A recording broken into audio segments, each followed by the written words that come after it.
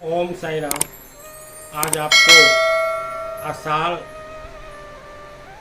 कृष्ण एकादशी व्रत कथा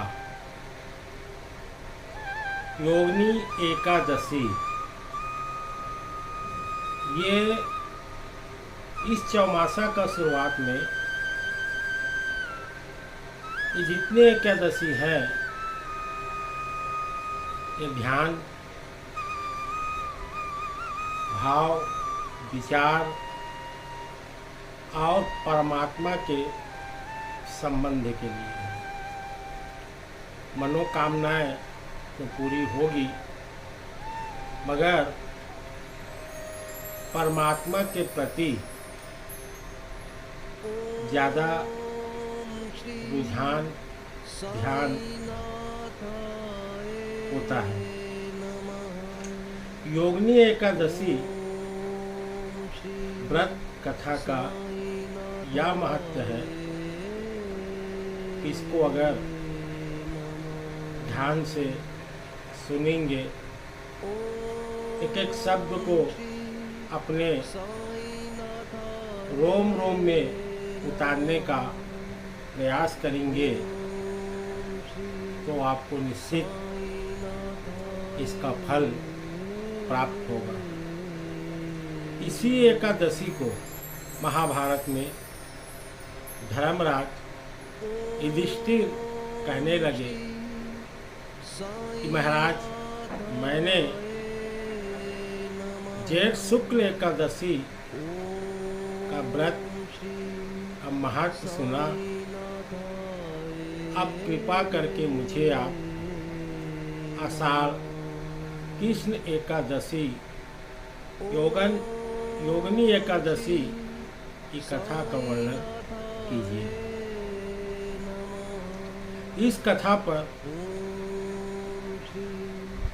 एक बहुत बड़ा चमत्कार है कि इस एकादशी का क्या नाम है, क्या महत्व है, सो सब कृपा करके वर्णन कीजिए।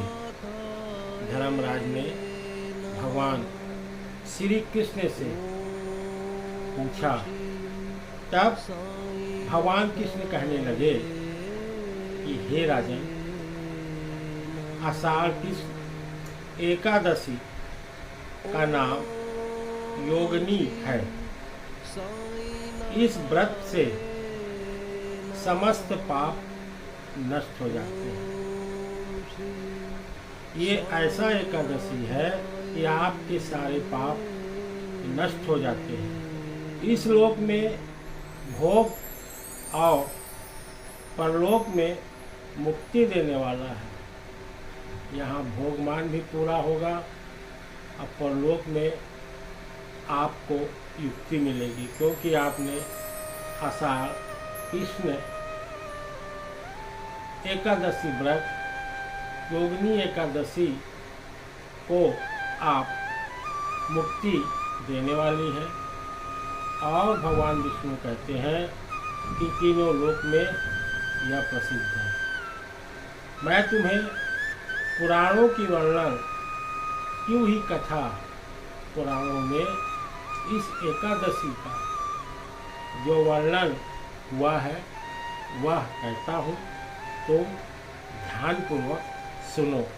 आप लोग भी ध्यानपूर्वक सुनिए। और जब यह कथा व्रत आपको बताया जा रहा है, वह आप हरे कृष्णा हरे कृष्णा हरे कृष्णा हरे कृष्णा का ध्यान अपने दिल दिमाग में विराजमान है, क्योंकि भगवान श्री कृष्ण इस कथा को अपने मुखारविंद से धर्मराज को बता रहे हैं। और स्वर्गधाम में एक अलकापुरी नामक नगरी है, और नगरी में कुबेर नाम का एक राजा रहता था। और वह जो राजा था शिव भक्त था और भगवान शंकर का परम भक्त था। प्रतिदिन वह भगवान शंकर की पूजन किया करता था। हेद नाम का एक माली पूजन के लिए उसके यहाँ फूल लाया करता था। जो हेद नाम का माली था वो फूल लाया करता था महादेव की पूजन के लिए, क्योंकि वह प्रतिदिन महादेव की पूजन करता था। उस माली की बिलाक्षी नाम की एक अत्यंत सुंदर स्त्री थी, और उस माली की एक स्त्री थी जिसका नाम था बिलाक्षी नाम की सुंदर स्त्री थी। वह मानसरोवर से फूलों को ले आया, परंतु कामाक्ष होने के कारण वह अपनी स्त्री से हर्ष विनोद तथा रमण करने लगा। इधर माली दोपहर तक फूल लेकर राजा के पास नहीं पहुंचा, और वह राजा इंतजार करता रहा, और वह माली राजा के पास नहीं पहुंचा। तो इस प्रकार आपको बताने जा रहा हूँ, जो एकादशी सामने आ रहा है, इस एकादशी में विधि पूर्वक व्रत करेंगे, तुम्हारे सारे पाप नष्ट हो जाएंगे। यह सुनकर हे मालिन ने अत्यंत प्रसन्न होकर मुनि के चरणों में प्रणाम किया। मुनि ने उसको अत्यंत स्नेह के साथ उठाया। हे मालिन ने मुनि के कथानुसार विधि पूर्वक योगिनी एकादशी का व्रत किया। इसके प्रभाव से पुराने स्वरूप में आकर अपनी स्त्री के साथ विहार करने लगा। हे राजा, यह योगिनी एकादशी व्रत 28,000 ब्राह्मणों को भोजन कराने के फल देता है, और इस व्रत से समस्त पाप दूर हो जाते हैं, अंत में स्वर्ग की प्राप्ति होती है।